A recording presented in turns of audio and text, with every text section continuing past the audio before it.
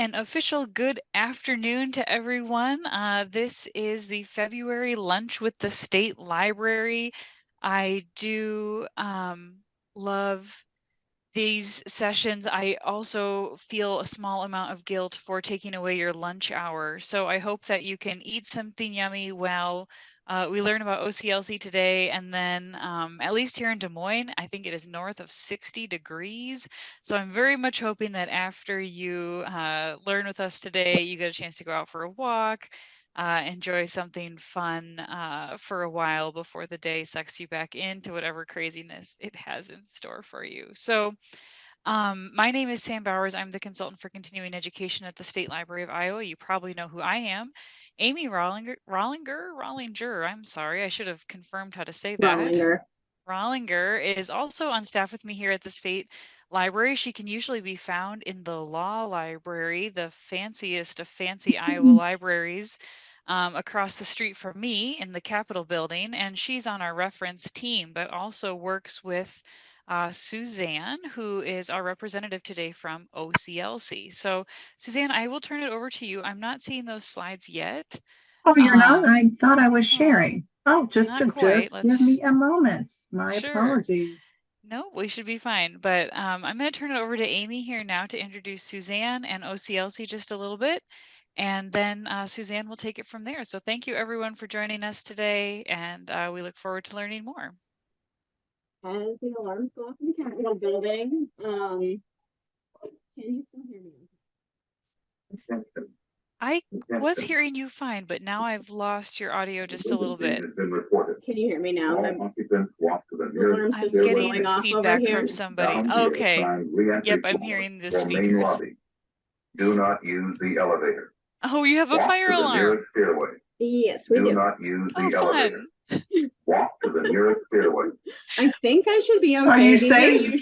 Yeah, these are usually like food in the microwave. So let's continue to go if you can still hear me. So like Sam said, I work in special library services and work with a lot of OCLC products. So if you have questions, you can reach out to me.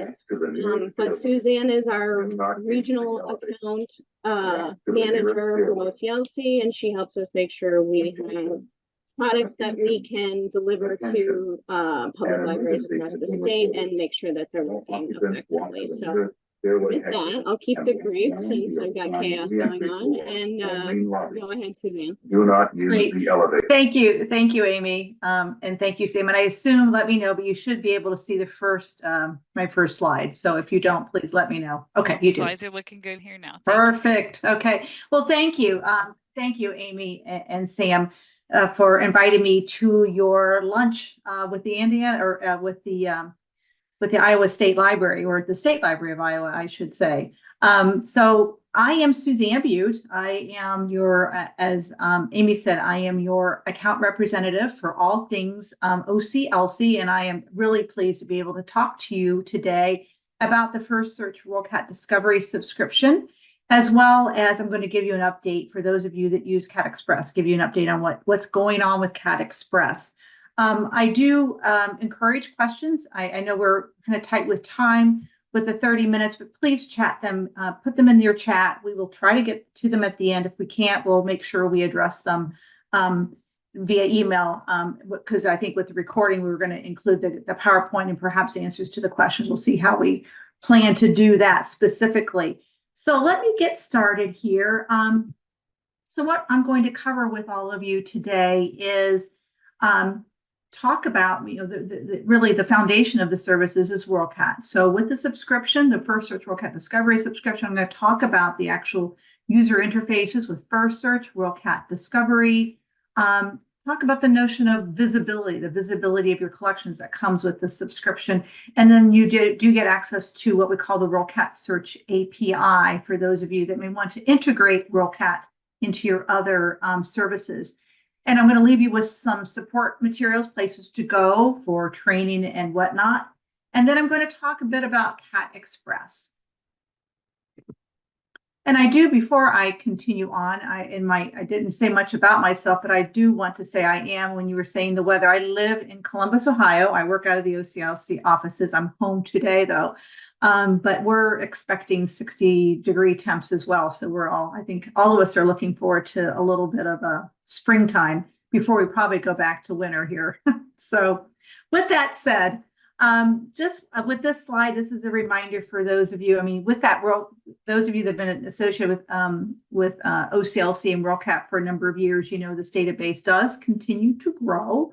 But it's not just growing the number of records and of course, lots of holdings for those of you that are adding holdings in WorldCat, but it's the type of materials. I mean, it's all formats. Now it's a full breadth of offering. And, you know, we really are the largest database of bibliographic information in the world. And as it shows here, a new record is added every second. I think what's interesting is what we've done here is kind of captured why, when we talk to folks, you know, why they love WorldCat. And I presume perhaps some of you that are searching in WorldCat have some of your own favorites, but just some things to call out, you know, from a genealogy perspective. Genealogists really appreciate a lot of the unique history, historical materials that are in WorldCat, such as archival photos. We've seen ship passenger lists, a lot of family history. So I know from a genealogy perspective, there's a wealth of information there in WorldCat, as well as I know I talked to you in some of the academic libraries, but just in general, those that are musicians use WorldCat to really find. It's a really great place to find sheet music for every instrument. There's scores from operas and musicals and instructional books on how to play various instruments. So really it is, as shown here, it has a little bit of everything in the database. So let's get down to what is, when we think about what's included with the subscription that the State Library of Iowa provides to all of you, and specifically with the FirstSearch WorldCat Discovery subscription. It includes, and I'm going to go drill into these, it includes the two user interfaces.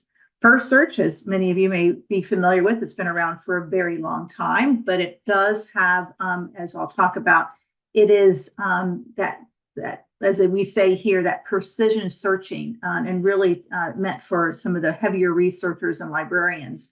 And then WorldCat Discovery, which is another user interface for searching WorldCat. The visibility, that the notion of having the visibility or exposure of your collections and what that means. And then the WorldCat Search API. So these are the four components. I'm going to first talk a bit about the FirstSearch user interface. As we say, the most powerful lens on WorldCat. And it does provide that precision searching of what of authoritative content. And just a couple of things to note here. And I know with this is just a snapshot here of what FirstSearch looks like. You're in the WorldCat database. Just to note here, though, if I would click on that drop down, we did more recently add an open access database of about 115 million items. So that is a database that you can discreetly search just the OA content. There's also the ability here, and it's pretty small here, but at the bottom here, you do have the ability to configure FirstSearch.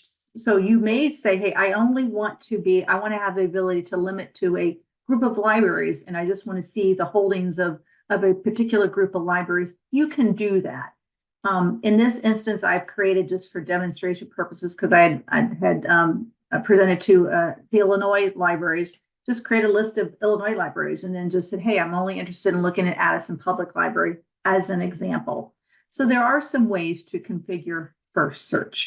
But that is, again, FirstSearch is available to all of you, as well as the ability to search WorldCat on WorldCat in WorldCat Discovery. And so with WorldCat Discovery, it says here, it provides that comprehensive single search, really more with the end user in mind. It's optimized for mobile. It has that intuitive user experience, single search box. You are searching that same WorldCat database. What is different, though, is you can, when it says at 3,100 plus e-content collections, you can configure if you wanted to, the ability to have your users search some of your own, the e-content, perhaps databases, different databases or ebooks that you subscribe to, you can make them available within WorldCat Discovery if that is something you wanted to use the interface for. This is an example of Des Moines Public Library. They do make WorldCat Discovery available. So this is what it looks like. You know, the ability to search libraries worldwide, as shown on here on the left, or you could search just Des Moines Public Library's holdings. If you have not received, you do need to request your URL, your WorldCat Discovery URL. So this particular URL, this is where you would go to request your WorldCat Discovery URL and see if you're interested in testing it out and making it available to your users. So I want to reflect here is a couple examples of how libraries have done just that. So on the left, Chicago Public Library, they, in their books and reading section, they have included both WorldCat Discovery and FirstSearch. So from their perspective, they want to provide access to both user interfaces for their users. And then, as you just saw with Des Moines Public Library, they have WorldCat Discovery in their list of databases. So I just grabbed a little section of it, and so you see that's where WorldCat Discovery and for users to go into WorldCat Discovery. So that's entirely up to your specific institution, your specific library, what makes most sense to you. The other component of the subscription is the idea of visibility. And so what that means is we know that users typically don't begin their search sometimes in your library's website, on your library's catalog, unfortunately. So this is a way what OCLC has been doing for a number of years is taking your holdings and partnering with various we say partner websites, but folks like Google, Goodreads, Wikipedia, and providing those holdings in their respective platforms. And what they have done is they have embedded something like, hey, find it in a library, where then a user is led into WorldCat.org. And then ultimately, if you hold that item, into your library's catalog. So this is a journey. This is a way to provide additional exposure to your library collections. The newest initiative that we have underway is what we call direct links from Google Search. So what happens here, and this was released a little bit over a year ago. So we're working with Google. This is going to be iterative as we provide more library links to Google. But what the idea here is that someone starts out, does a Google search on a book. In this case, we're starting with books, and then we're going to move to ebooks.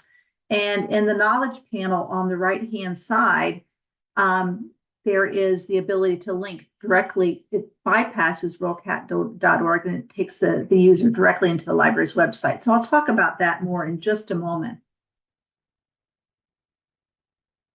So here are some of the partners. I kind of mentioned them earlier.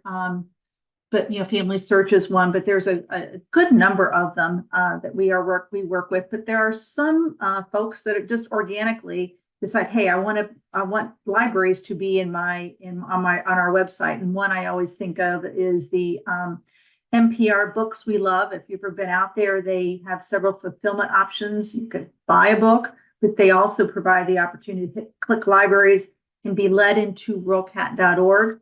And to see who nearby owns that item.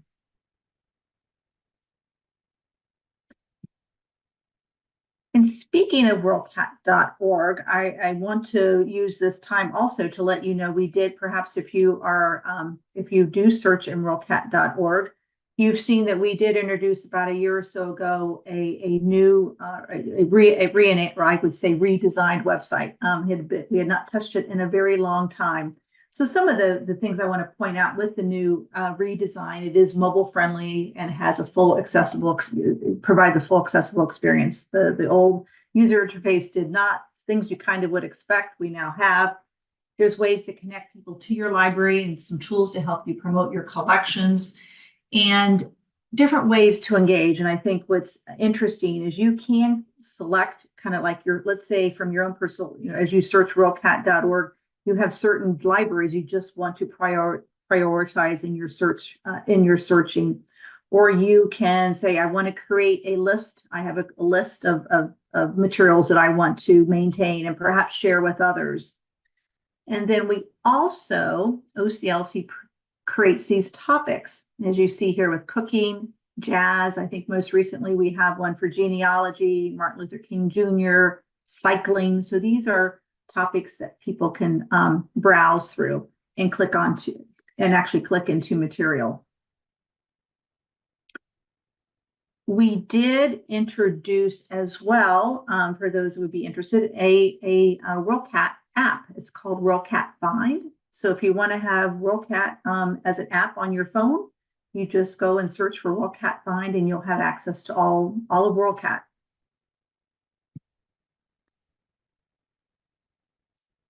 And another feature, I mentioned the lists, but this is a little bit different. This is where staff can curate their own list. So all of you, you do need to log in. So this is credentialed, where you would actually create an account.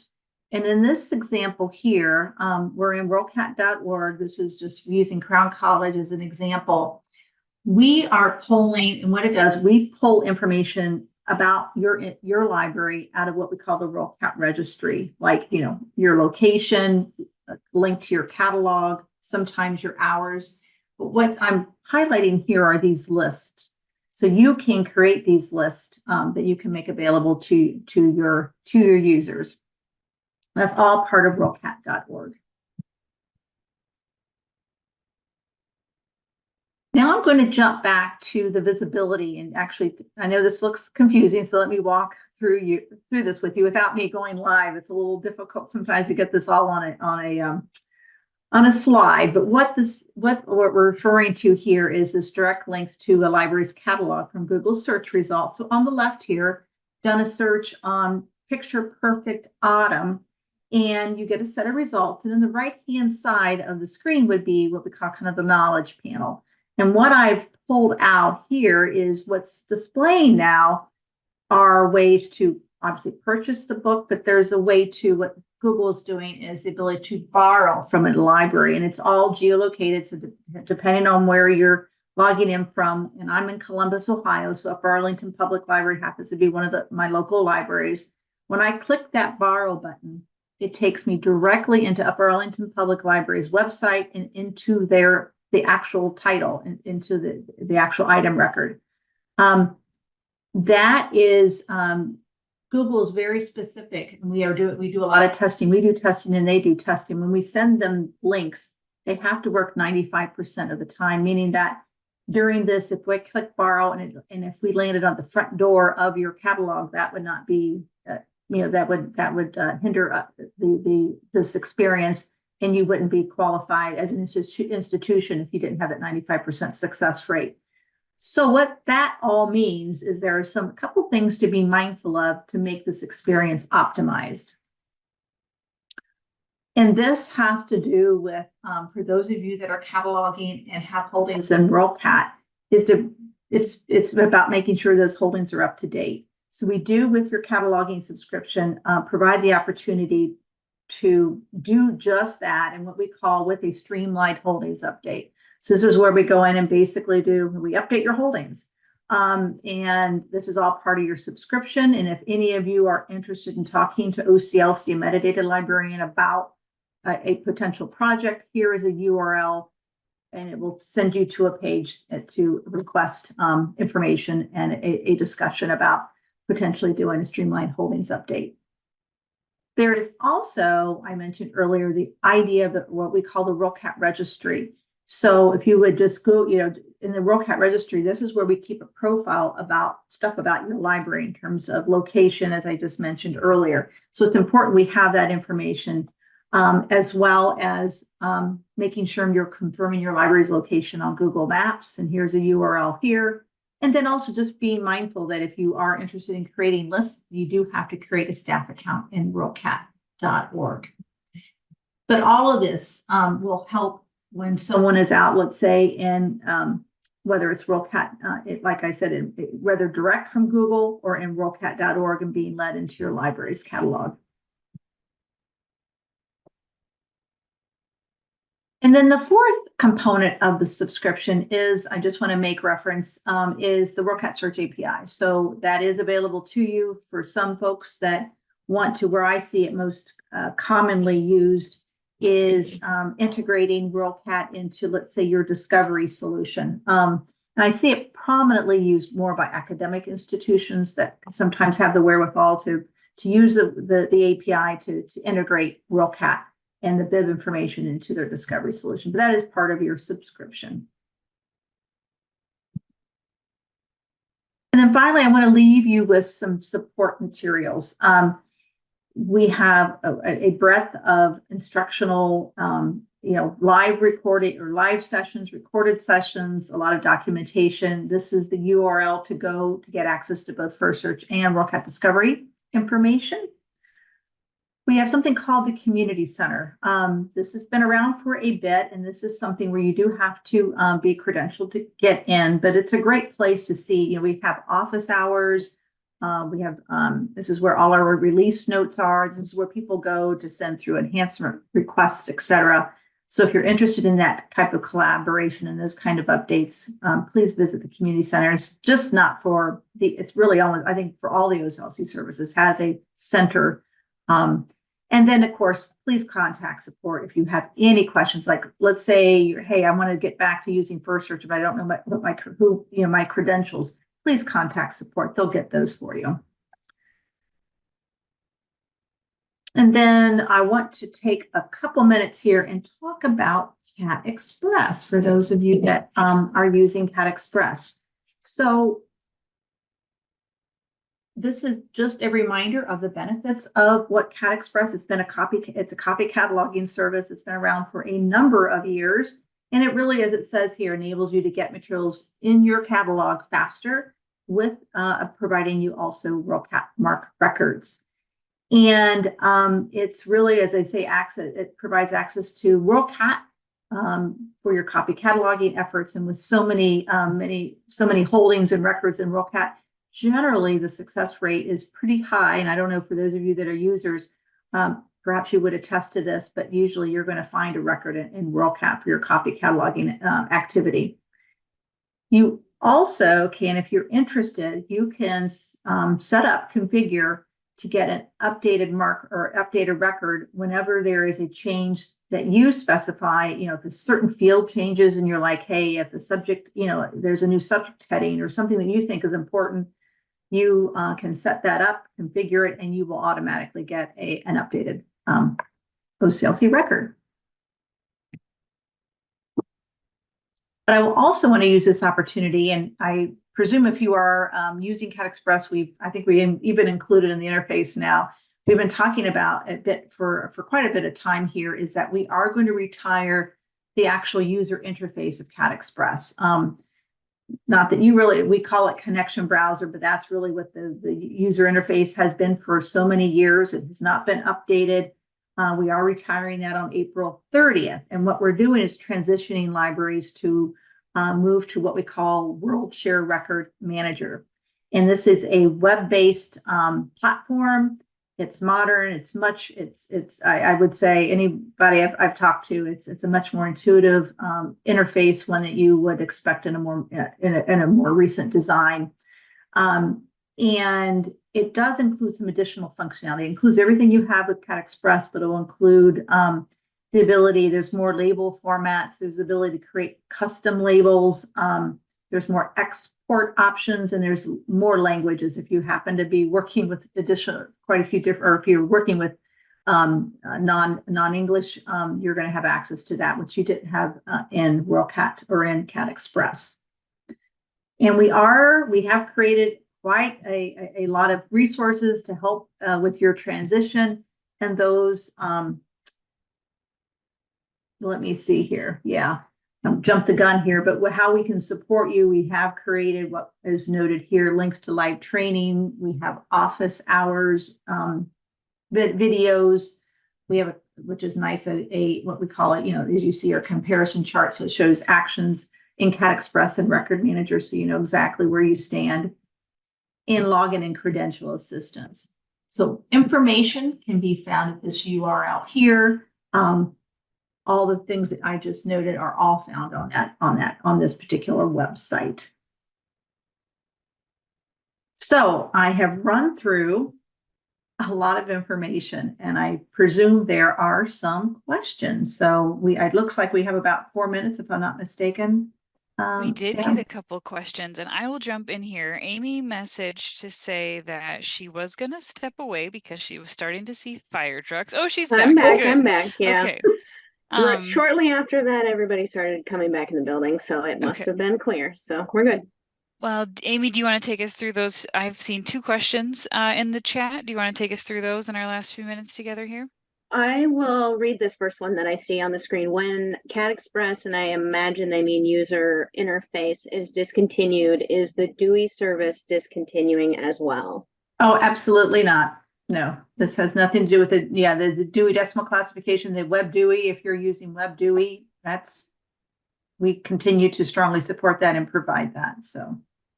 And then my library has a FirstSearch login, but I don't believe my library has a WorldCat URL. How do I find out if we have one?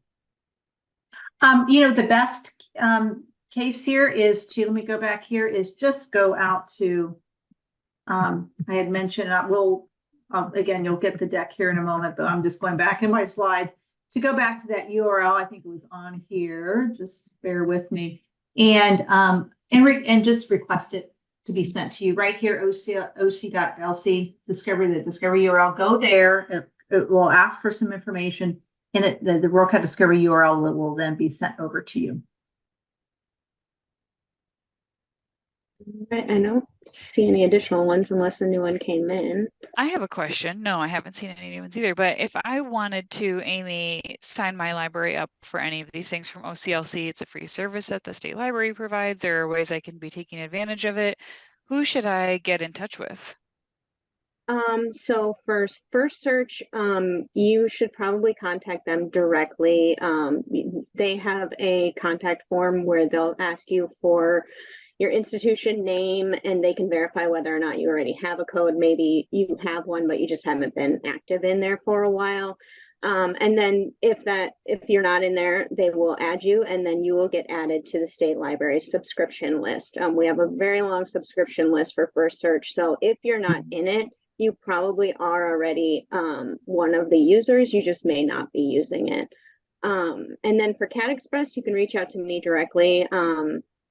We are probably maybe a month, 2 months away from renewing the contracts with the existing people, and we allow people to add into it or join into it at any point in the fiscal year, but then it gets a little more complicated when you choose how many records you want to purchase for a full fiscal year. You kind of have to figure out, well, how many will I use in the amount of time when you add in the middle of the year. So sounds good.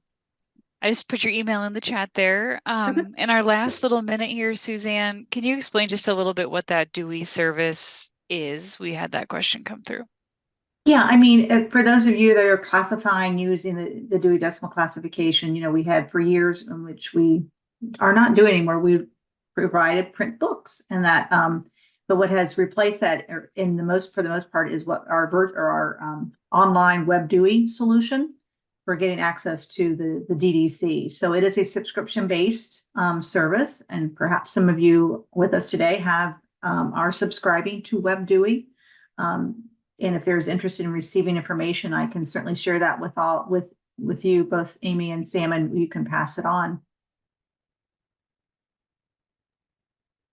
Yeah, I just, ironically enough, Forest Press was the editor there in Albany, New York, and then OCLC acquired the DOI decimal classification many years ago. Yeah. Amy, anything else you'd like to say in conclusion here? I don't think so. All right. Well, thank you, Suzanne, for your time in presenting today. Thank you, Amy, for getting the ball rolling. Glad you're safe and sound, and the Capitol is safe and sound.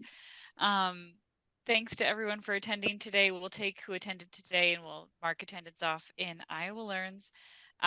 Really appreciate the background here, and look at Iowa Learns as well for those slides. So Thanks again, everyone. Enjoy the rest of your Thursday. Great. Thanks, everyone. Have a great day. Bye-bye. Bye-bye.